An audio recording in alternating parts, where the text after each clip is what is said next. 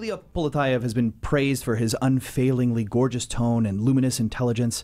From Russia to Israel to Canada, he has studied piano since the age of 6, whose professional career launched following his first prize win at the prestigious international Johann Sebastian Bach competition in Leipzig. He's in Winnipeg to perform as part of the Virtuosi concert series, titled The Passionate Pianist. Ahead of that performance, Ilya Poletaev has joined me here in the Diamond Lane. Good evening, Ilya. Thanks so much for being here. Good evening. It's a great pleasure to be here in Winnipeg. I promise the pleasure is all ours. So you're a multifaceted pianist. I mean, you're a keyboard player when you look through your resume, everything from the 16th through 21st centuries. And we're going to get to the program tomorrow evening shortly, but I want to begin by asking you about that international Johann Sebastian Bach competition in Leipzig win. Correct me if I'm wrong, but you're the only Canadian who's ever won the competition, right? I think that's right, yes. To my knowledge, that's right. And take me back to 2010. What was it like being there in Leipzig performing? Well, I have to say that it was extremely hot. It was the conservatory building where the competition was taking place had no air conditioning, and the temperature in the hall was so hot that I was completely drenched even before I started playing. But I thought, as I was playing, that it was the jury who was having the hardest time, because they had to sit there and listen to all of it from morning till night, and some people were elderly, and I thought, my God, what's going to happen to them? So, well, again, congratulations to you. I mean, just on the topic of Johann Sebastian Bach, what is it about Bach that makes him so special in your mind? I know it's a big question, but... Well, it's a question that everybody has, I think, their own answer to. Of course, Bach is the cornerstone of Western musical tradition. Sort of nothing really happens without him afterwards. But somehow, for me, I always felt kind of a natural affinity with this music. Even when I was very little, I had sort of not much interest in playing little pieces by Tchaikovsky or even Mozart. But somehow Bach was always attractive. And even when I was 6 or 7 years old in Moscow, one could go to organ concerts, and somehow I dragged my father to these concerts, and he would very nicely oblige and go with me and to all these events, and somehow just this world of Baroque music was fascinating, and this is something that stayed with me, and is of great interest to me even today.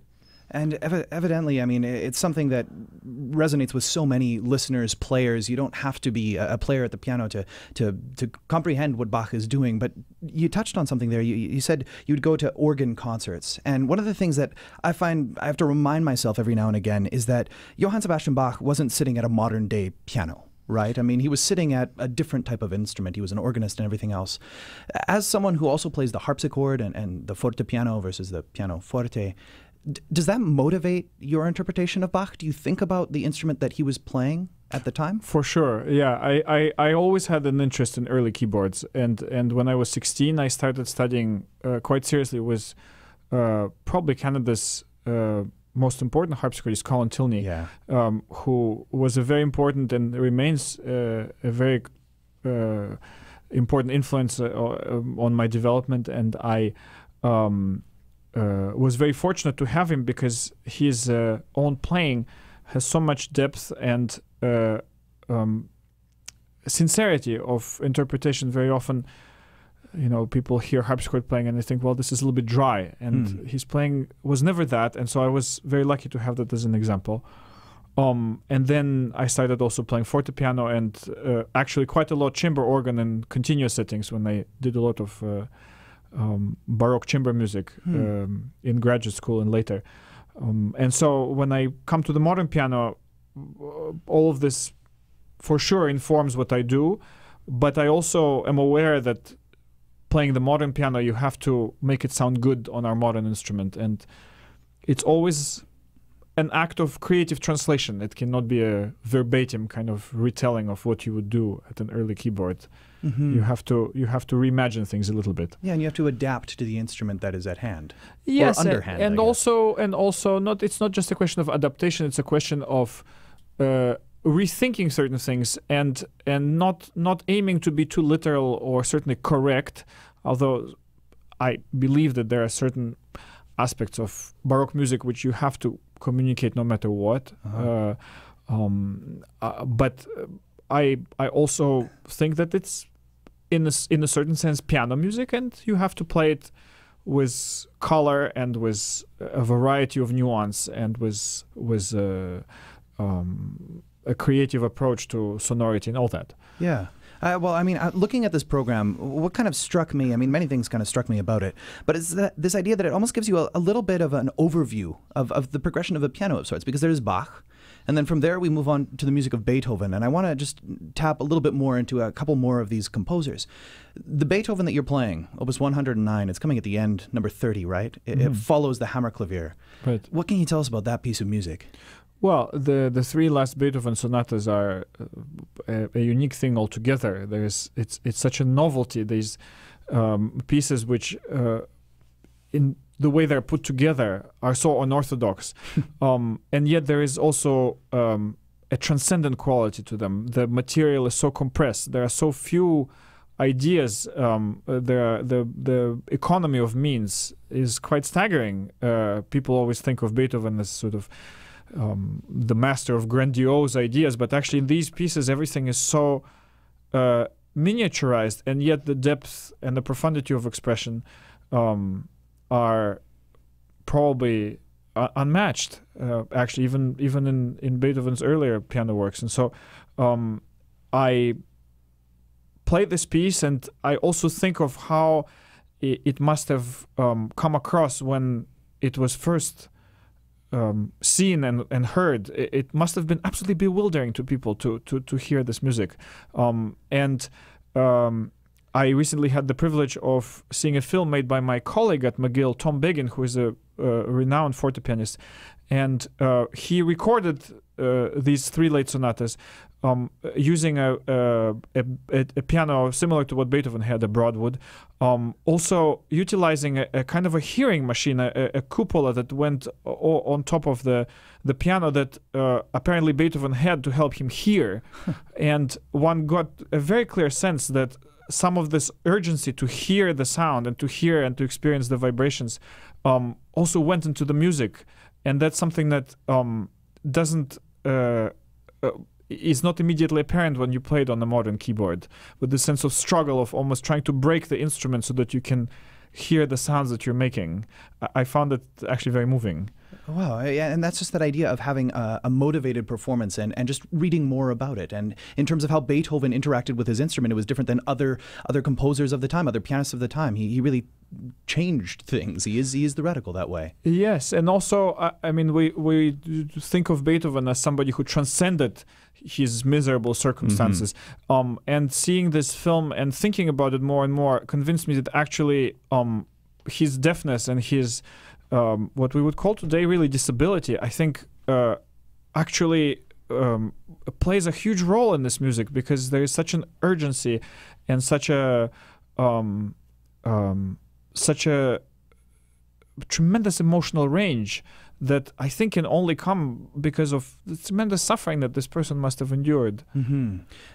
So the concert rounds out with some music of Chopin, and we're not going to really get to the Chopin, but one fellow I do want to touch on is Walter Buczynski. Yes. You're going to be performing his Sonata number 12. Yes. Who is Walter Buczynski? Walter Buczynski is a renowned Canadian composer. He is, yeah. And I was also very lucky because he was my composition teacher when I was in University of Toronto. I was going to ask if you overlapped with your time there. Yes, I started out as a composer, and he taught me until I decided that there's enough bad music in the world and there's no need to add to it. But since I went to graduate school, he has added a lot of good music to the world, and one of them was a series of piano sonatas which he has been writing in the last decade or so. He's now approaching 85 and as productive as ever, and a lot of the music that he produces I find extremely beautiful, really beautifully written for the piano, and inviting the performer in to participate and to be really creative and to respect and to love the musical materials that he's working with. And encouraging audiences to come and check it out as well, because he might not be the best known name on the program. And do you actively promote Canadian composers? I am trying to do as much as I can.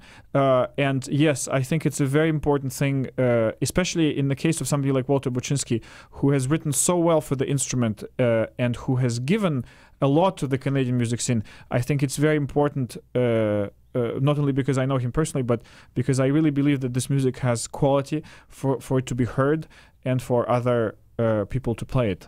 One last composer who's not on the program, and we're going to kind of end the interview this way, is the composer George Enescu. Yes. He's someone that you've spent a good deal of time concentrating on and reflecting on his music and indeed recording his music, both the piano sonatas and the violin sonatas. Yes. And you've been kind enough to bring in your collaboration with Axel Strauss of the violin sonatas. I was wondering if you could introduce us to this first movement, which we're going to hear, to the violin sonata number 3 in A minor.